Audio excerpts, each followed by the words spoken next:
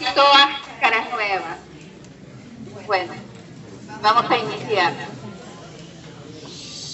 La clase de enzimas la voy a realizar hoy día, el día miércoles y el día viernes.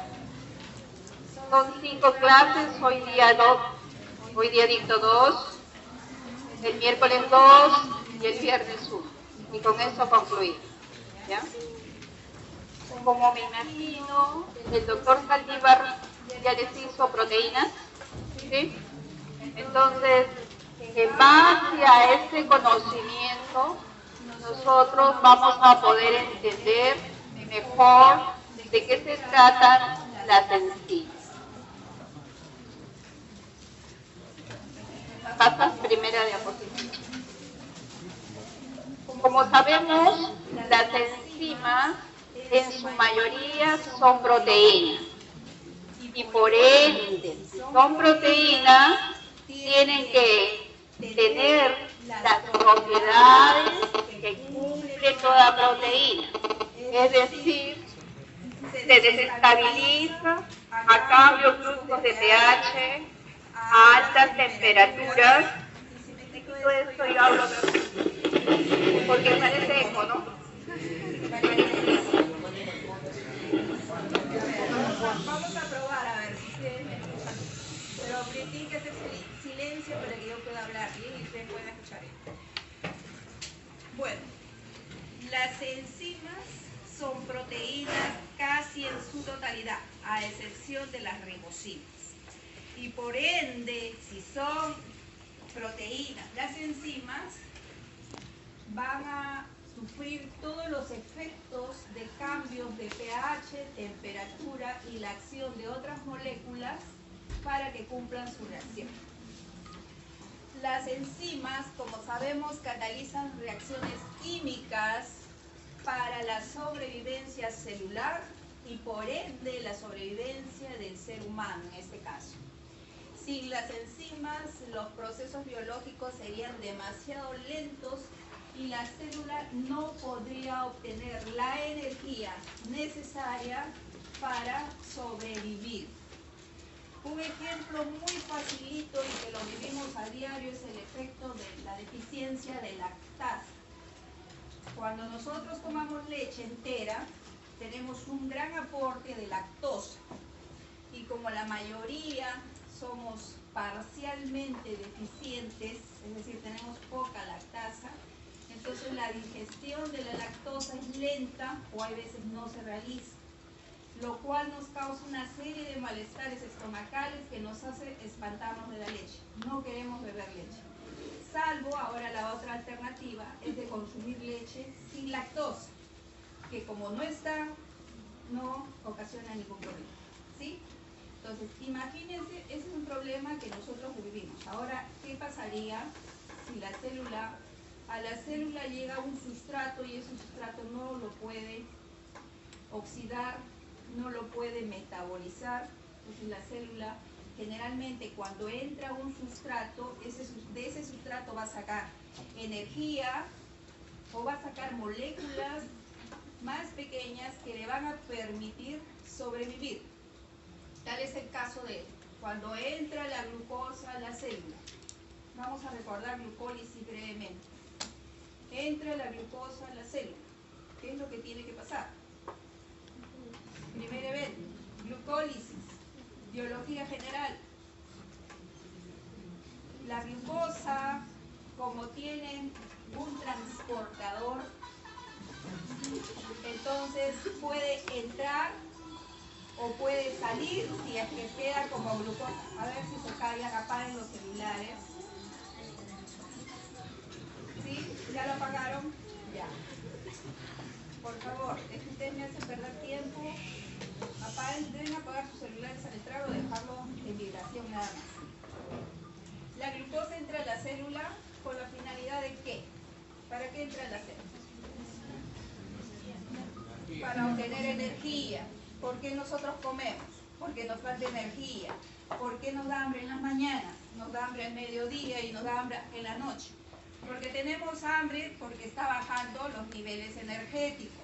Entonces nuestro organismo, gracias al hipotálamo, empiezan a salir hormonas que me abren el apetito. Yo consumo alimento, la glucosa es una de las moléculas energéticas que entra en mi célula. Como tiene un transportador que se llama GLU, y hay una serie de GLUs que me imagino que los han revisado minuciosamente, entonces estos GLU en diferentes partes de nuestros tejidos, los GLU van a ser diferentes. El GLU4 ya sabemos que está relacionado con la insulina. Ingresa la glucosa en la célula. Esa glucosa debe ser oxidada, pero como quien dice, el transportador GLU la hace entrar, la deja entrar a la glucosa, porque la glucosa no puede atravesar por difusión la membrana, que ya sabemos que está constituida de lípidos y proteínas. Entonces tiene que tener un transportador, y su transportador es el GLU, por ejemplo. Pero hay otro transportador asociado al sodio, ¿no es cierto? También lo conocen. Entonces, este transportador la dejó entrar, suponiendo que es el GLU. El GLU le dejó abierta la glucosa que entra. Pero la glucosa también se podría salir, porque no habría nada que la ataje. Pero gracias a que adentro en el citosol hay una enzima que se llama exoquinasa. ¿Qué hace la exoquinasa? Le pone el fosfato y la glucosa ya no puede salir. ¿Por qué no puede salir? Porque el transportador de glucosa solamente transporta glucosa sola, más no la va a hacer volver que ingrese o que salga con su fosfato al costado. Entonces, de esa manera se garantiza que la glucosa se quede dentro del citosol y cumpla las funciones a las que debe estar destinada. ¿Cuál es? Siguiente paso. Entonces, de glucosa pasó a glucosa 6-fosfato. Y después vendrá otra enzima que le da, que hace una isomerasa, ¿no? Que la convierte en fructosa. Y así sucesivamente hasta que se parte en dos y ocasiona que glicerol fosfato, dihidroxicetona, que son interconvertibles, y finalmente sale piruvato. Y el piruvato se tiene que convertir en la mitocondria, en acetilcoenzima A, y que inicia ciclo de Krebs. Entonces, ¿qué pasa si la enzima no le hubiera puesto el fosfato? Hubiera estado bloqueado ese proceso. Entonces vemos que es importante justamente la presencia de las enzimas. Las enzimas pueden actuar dentro de la célula, como el ejemplo de ahorita, pero también lo pueden hacer afuera. Un ejemplo afuera. Un pedazo de pan en la boca. ¿Sí? Un pedazo de pan en la boca. ¿Quién lo digiere? La tialina o la alfa-amilasa, la cual, si yo mantengo el pan en la boca, este pan, como es un carbohidrato, es un polisacárido, la alfa-amilasa va a empezar a romperle los enlaces alfa 1,4 y va a empezar la digestión, ¿no? Si yo me pongo un lípido en la boca, ¿podrá haber digestión? Un lípido. Depende del tamaño de la cadena de los ácidos grasos. Si es de cadena corta, sí empieza a hacer digestión en la boca. Si es de cadena media, en el estómago. Si es de cadena larga, en el intestino. Por eso es que los bebés, sin tener lipasa pancreática, pueden digerir la leche, porque ellos solamente actúan con la lipasa oral o lingual y la lipasa gástrica. Entonces, vemos que las enzimas pueden estar dentro de la célula, pero también pueden estar fuera, dependiendo de la función que ellas desempeñen. Para que se dé una reacción, esta reacción sí la conocen, ¿no? La enzima tiene que tener su sustrato, se tiene que unir a su sustrato, ¿no? Pero a través de un centro activo. Este centro activo está dentro de la estructura de la proteína y está constituida por aminoácidos. Y los aminoácidos, como ustedes bien saben, tienen su grupo amino, tienen su grupo carboxilo y tienen su cadena R. que esta cadena R, ¿qué características puede tener? A ver, cuéntenos. Es lateral, pero ¿qué características? Puede ser hidrofílica, puede ser hidrofóbica, ¿qué más? Ácida, básica, puede ser neutra, ¿no es cierto? Entonces, esas características van a propiciar que el sitio activo atraiga mejor a su sustrato o no pueda actuar con su sustrato. Por eso van a existir otras moleculitas que son importantes que se llaman cofactores o coenzimas, que van a ayudar a que la enzima se una a su sustrato. Siguiente. La enzima es un catalizador porque acelera reacciones. Ustedes han llevado química, ¿no es cierto? Y han visto que hay reacciones que se requieren de catalizadores químicos. Pero estas reacciones con catalizadores químicos requieren o requieren temperatura también o liberan gran cantidad de temperatura. De tal manera que un tubo, si no es de Pyrex, en muchas ocasiones se puede reventar en una reacción química. Pero ¿qué pasaría si fuera nuestro cuerpo? Nos podría quemar y eso no es factible. Entonces, los catalizadores químicos sí hacen reacciones muy semejantes a las enzimas. Pero el problema es que liberan mucho calor y eso va contra nuestra vida. 300 grados de temperatura. Ya estaríamos calcinados, ¿no es cierto? Entonces, esas reacciones no podrían ser factibles en nuestro organismo. Gracias a las enzimas que sí actúan a 37 hasta 40 grados centígrados, entonces es factible que estas reacciones se realicen en nuestro organismo. ¿Difieren las enzimas a cualquier catalizador químico? Sí, porque tienen tres propiedades importantes. Especificidad por el sustrato. Se inactivan, como ustedes saben, por ser proteínas, por efecto de temperatura o también pH. Y pueden ser reguladas. Pueden ser reguladas. Hay muchas maneras en que las enzimas son reguladas, pero visto panorámicamente, si ahorita nos vamos a correr todos por toda la ciudad universitaria, ¿qué vamos a gastar? Energía bajo la forma de ¿qué metabolismo se estaría llevando a cabo con mayor eficiencia? Sí, glicólisis, porque acá hemos almorzado. Ciclo de Krebs, transporte de electrones y por ende tenemos mucho ATP. Entonces, seguimos corriendo, seguimos corriendo. Ya le digo, basta, vámonos al salón a seguir clase. Llegamos todos sudadazos, cansados. ¿Y qué pasó? Gracias a ese esfuerzo, a ese trabajo físico, se genera gran cantidad de ATP. Pero ahora nos sentamos, nosotros le hemos avisado a nuestra mitocondria y a nuestras células que dejen de hacer ciclo de Krebs, transporte de electrones. No le hemos avisado, simplemente nos sentamos y la mitocondria que se las arregle y que ella vea si tiene que producir más ATP o no. Ahí tiene que haber una regulación, porque como yo le he activado, entonces ahora tiene que detenerse la producción de ATP porque si no va a arrasar con toda mi glucosa. Yo ya me senté. Entonces, el ATP que se está formando de exceso es una molécula que va a inhibir la acción enzimática para que ya no se siga produciendo más ciclo de Krebs, transporte de electrones, porque yo tengo ahorita bastante ATP, ya que se produjo bastante y yo me senté, no necesito más. Cuando empiece a bajar la cantidad de ATP, sale el ATP que está bloqueando y entra AMP. Eso indica que se me está gastando, ya se gastó el ATP. En ese momento otra vez mi ciclo se agilizará. Por eso yo digo que las enzimas pueden ser reguladas, se pueden regular. No eternamente van a estar haciendo el mismo efecto.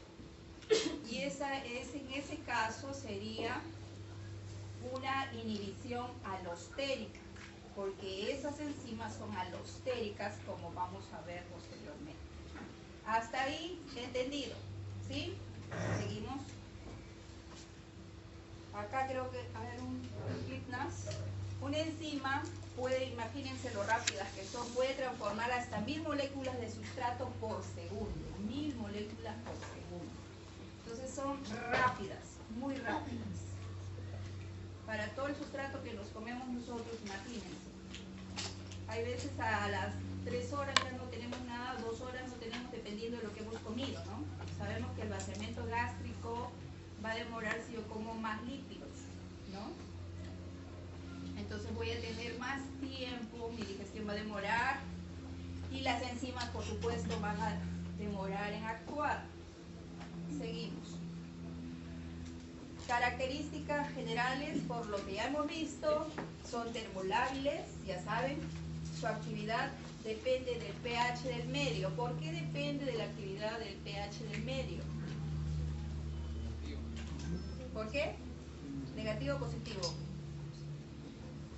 Depende, porque recuerden que ustedes han visto cuando el doctor Saldívar aminoácidos, ¿sí? Vieron que el grupo R puede cargarse, ¿sí? Dependiendo del medio. Entonces, de eso depende. El reconocimiento de la enzima con el sustrato a procesar es específico. Nosotros digerimos el almidón porque tenemos la alfa-amilasa que rompe enlaces alfa 1,4. Pero esa misma alfa-amilasa que tenemos no es capaz de romper los enlaces beta 1,4. ¿De quién? ¿Quién tiene beta 1,4? Celulosa.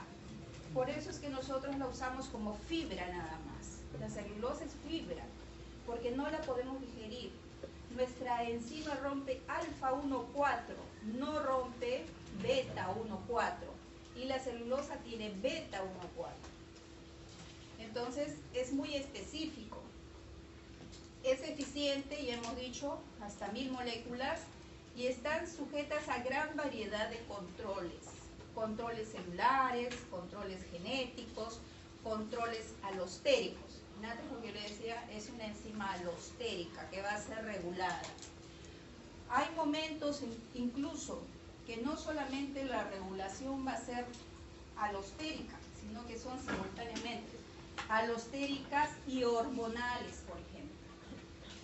¿Cuándo será hormonal? ¿Cuándo me sale la insulina, por ejemplo? ¿Cuándo me sale insulina? ¿Cuando como o cuando no como? Cuando como, cuando tengo mucho carbohidrato, ¿no es cierto? Entonces, ¿qué se va a regular gracias a la presencia de insulina? Que se formen depósitos de glucosa, y eso se llama glucogénesis, formación de glucógeno, ¿sí?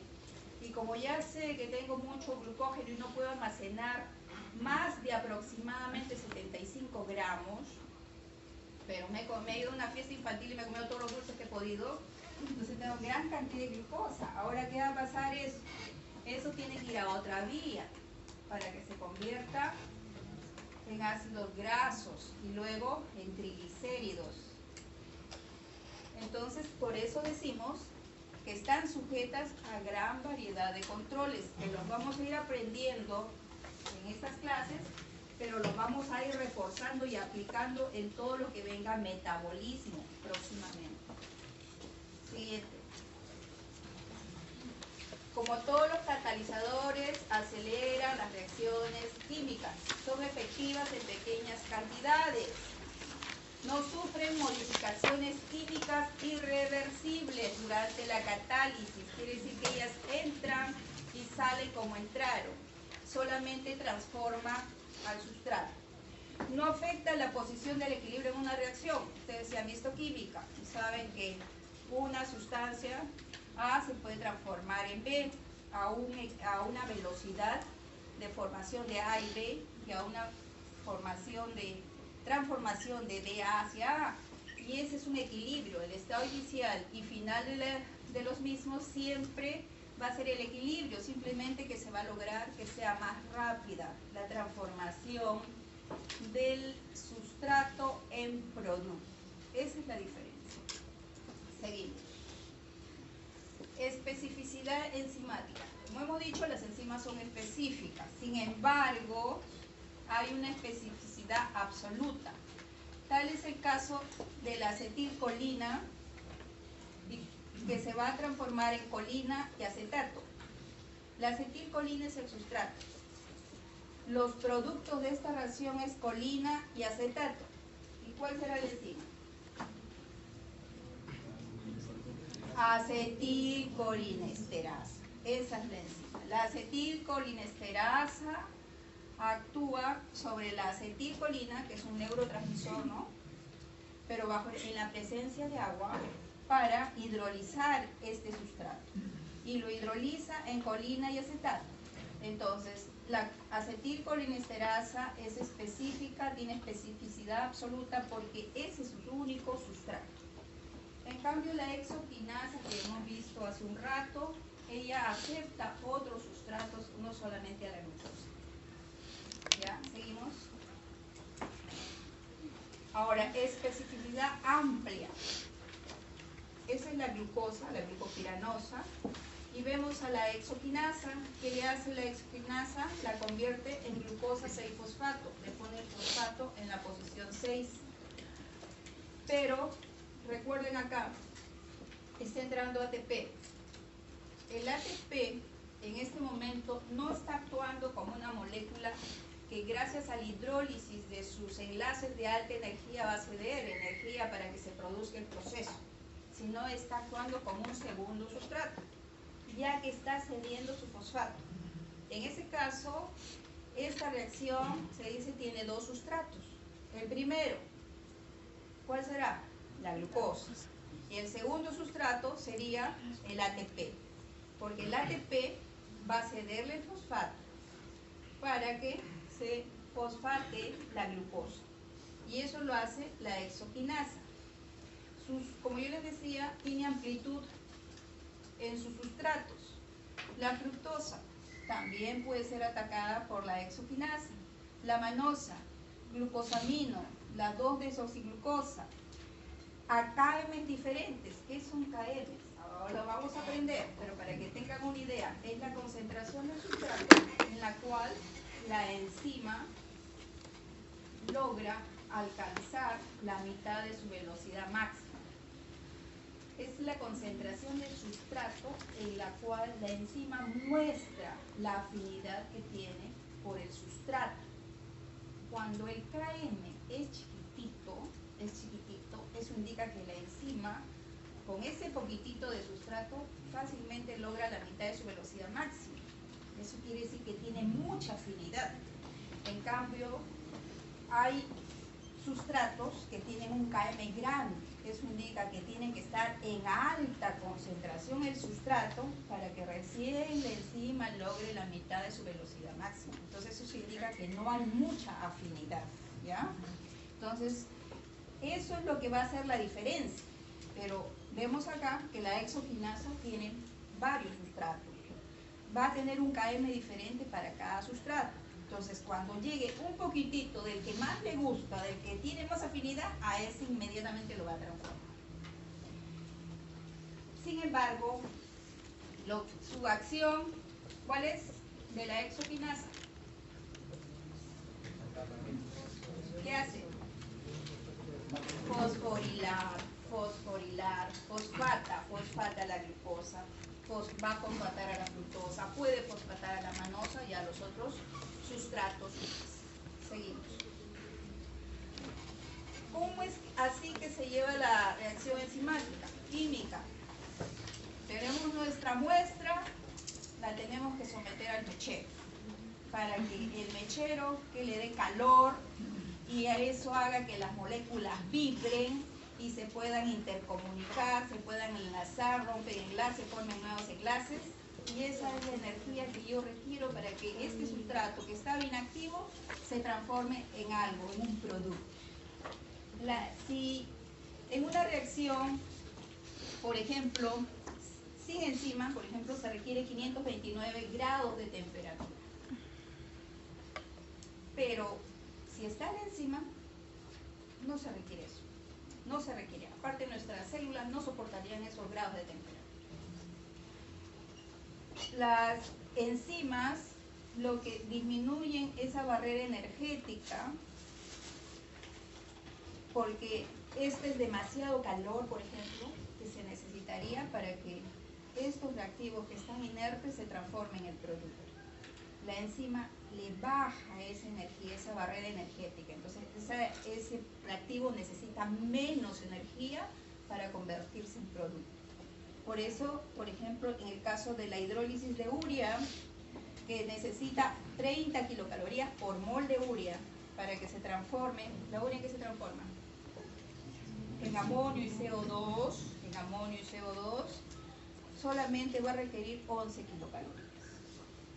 Y en el caso de que yo no le pusiera nada de enzima, otra opción de que ocurra ese proceso es poniéndole 529 grados centígrados, lo cual es imposible para un ser vivo, ¿ya? Nuestras enzimas bajan la energía de activación para que el proceso se realice.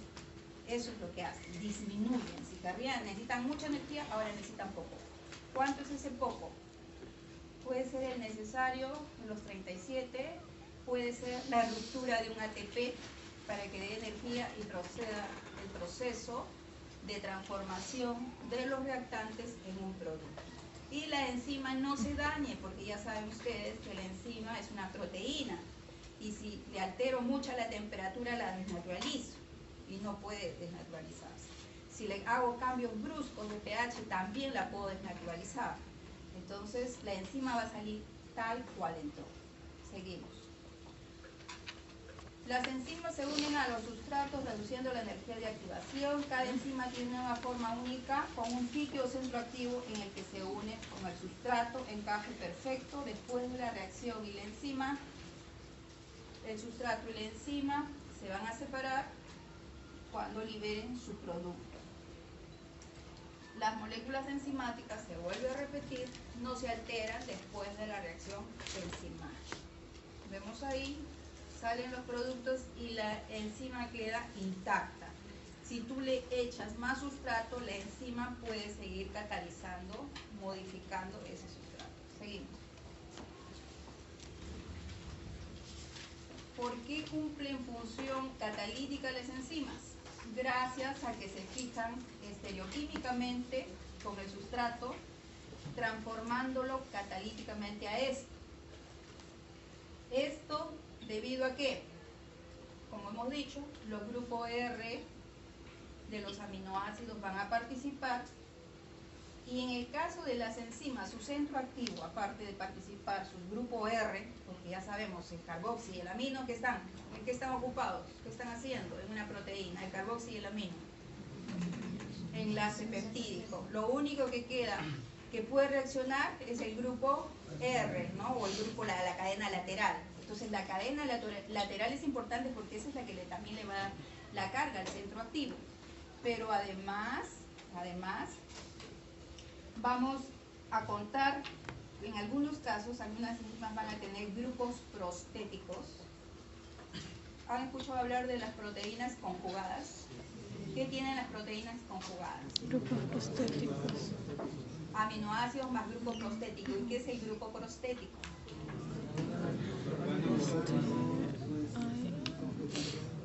Puede ser cualquier molécula menos que un aminoácido. ¿Qué puede ser, por ejemplo? Un lípido, un ion metálico, un carbohidrato, un nucleótido.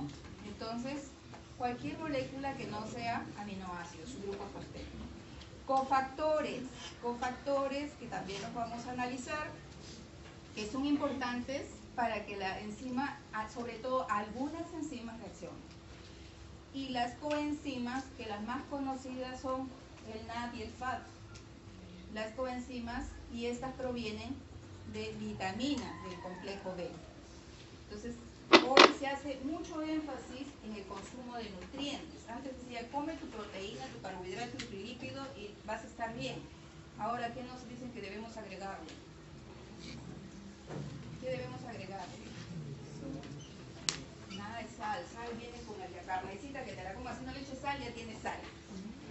Porque nosotros, si nos hemos chupado alguna vez nuestra sangre, ¿no tiene sal o no tiene sal?